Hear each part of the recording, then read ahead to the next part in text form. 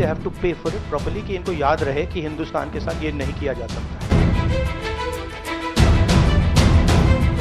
दोस्तों, भारत और पाकिस्तान के बीच इस समय जिस तरह का माहौल बना हुआ है, ऐसे समय पर बेहद दुख के साथ ये कहना पड़ेगा कि एक ऐसा क्षेत्र है जिसमें पाकिस्तान हमसे कहीं ज्यादा आगे है, और वह है नैरेटिव सेट करना, प्रोपेगेंडा फैलाना और मिस इन्फॉर्मेशन को वाइडली स्प्रेड करना।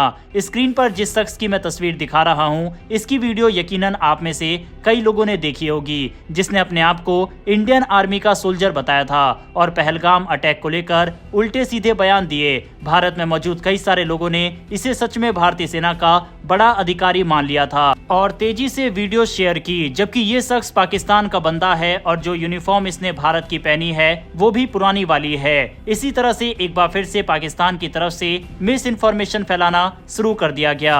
दरअसल परसों रात कुछ पाकिस्तानी फाइटर जेट भारत की सीमा के काफी नजदीक आ गए थे, जिसके बाद भारत के 4 राफेल फाइटर जेट ने इन पाकिस्तानी फाइटर जेट को लॉकिंग कर लिया। यह वह फेज होता है जिसके बाद मिसाइल दागते ही फाइटर जेट का नामो निशान मिट जाता है। भारत के राफेल फाइटर जेट के आते ही ये फाइटर जेट तुरंत भाग गए, लेकिन इस खबर को पाकिस्तान की तरफ से अपने लोगों को खुश करने के लिए कुछ इस तरह से दिखाया गया। पहले उनकी तरफ से बताया गया कि हमने एक राफेल फाइटर जेट को गिरा दिया। मतलब ये बात सुनकर हंसी आती है कि राफेल जेट जिसकी रेंज इतनी ज्यादा है और पाकिस्तानी JF-17 से इतना हाईटेक फाइटर जेट है, JF-17 ने राफेल को गिराया। लेकिन पाकिस्तानी यूजर्स की तरफ से जिस वीडियो को शेयर किया जा रहा था वह पुरानी सुखोई के क्रैश की वीडियो निकली, जो कि 2 साल पहले एक्सीडेंट की थी। सच आने के बाद पाकिस्तान की तरफ से अपने मीडिया में ये खबर फैलाई गई कि हमारे फाइटर जेट को देखकर राफेल फाइटर जेट भाग गए। मतलब आप सोचिए कि भारत का फाइटर जेट अपनी ही टेरिटरी से क्यों ही जाएगा, और वो भी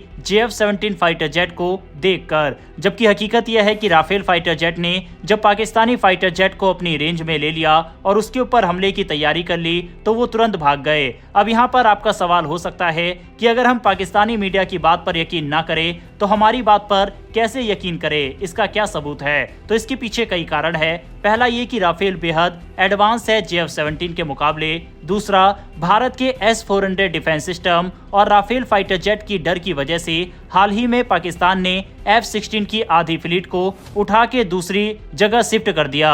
और इसके पीछे कारण ये था कि अमेरिका की तरफ से पाकिस्तान को ये कहा गया कि आप इन फाइटर जेट का इस्तेमाल भारत के खिलाफ नहीं करेंगे, क्योंकि पाकिस्तान को ये बताया गया है कि S-400 डिफेंस सिस्टम की रेंज काफी ज्यादा है और ये 400 किलोमीटर दूर से न सिर्फ F-16 को ट्रैक कर सकेंगे बल्कि उसको मार गिरा सकते हैं। ऐसे में हम नहीं चाहते कि आप हमारा मार्केट खराब करें। तो जब F-16 को अमेरिका इस्तेमाल नहीं करने दे रहा, अमेरिका को डर है कि उसके फाइटर जेट को नुकसान होगा और उसका मार्केट खराब हो जाएगा, तो JF-17, S-400 डिफेंस सिस्टम और राफेल का क्या ही मुकाबला करेंगे। बाकायदा सरकार की तरफ से भी पाकिस्तानी क्लेम को PIB फैक्ट चेक में फेक करार दिया गया। दरअसल इस समय पाकिस्तानी सेना पैनिक मोड में है। आप इसी बात से अंदाजा लगा सकते हैं कि परसों अचानक से रात के 1 बजे पाकिस्तान की तरफ से एक प्रेस कॉन्फ्रेंस जारी की गई, जिसमें उनकी तरफ से बताया गया कि भारत अगले 24 से 36 घंटे के अंदर हमारे ऊपर बड़ा हमला कर सकता है।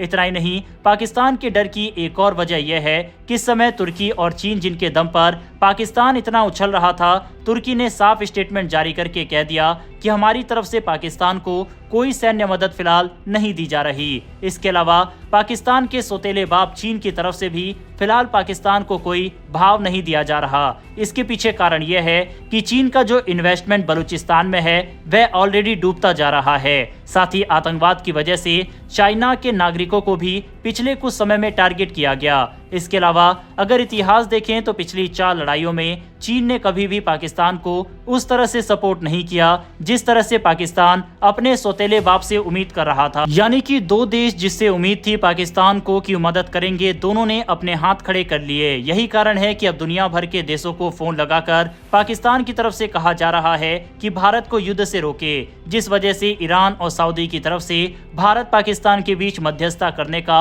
ऑफर भी सामने आया, लेकिन भारत की तरफ से उसे ठुकरा दिया गया। अमेरिका के फॉरेन मिनिस्टर का भी भी कॉल आया था, लेकिन वहां भी भारत ने ज्यादा भाव नहीं दिया। यही कारण है कि पाकिस्तान को समझ आ गया है कि भारत पाकिस्तान पर हमला करने वाला है, इसीलिए उसने अपनी गैरान डॉक्ट्रिन को एक्टिवेट कर दिया है। यानी कि ये थोड़ी अजीब सी डॉक्ट्रिन है इनकी। दरअसल जब भी इन्हें किसी देश से खतरा महसूस हो तो ये उस देश के ऊपर हमला कर सकते हैं। ये डॉक्ट्रिन इसकी इजाजत देता है और इसी को पाकिस्तान की तरफ से एक्टिवेट किया गया है। यानी कि पाकिस्तान प्रीएम्प्टिव स्ट्राइक भारत के ऊपर कर सकता है। दूसरी ओर भारत की बात करें तो अपोजिशन पार्टी के सबसे बड़े नेता राहुल गांधी की तरफ से बड़ा बयान सामने आया। उन्होंने प्रेस कॉन्फ्रेंस करके प्रधानमंत्री नरेंद्र मोदी को अपना फुल सपोर्ट दिया और जिस एकता की उम्मीद मुश्किल समय में हम भारत से करते हैं, पूरा भारत इस समय एक खड़ा हुआ दिखाई दे रहा है। उनकी छोटी सी क्लिप आप अपने स्क्रीन पर देखिए। जिन लोगों ने ये किया है, जो भी हैं, कहां भी हैं, they have to pay for this. They have to pay for it properly कि इनको याद रहे कि हिंदुस्तान के साथ ये नहीं किया जा सकता है। नरेंद्र मोदी को एक्शन लेना है। पूरा का पूरा विपक्ष उनके साथ खड़ा है। जिन लोगों ने ये किया है, they have to pay the price for this. The Prime Minister has to take action, right? And the action has to be clear and it has to be strong.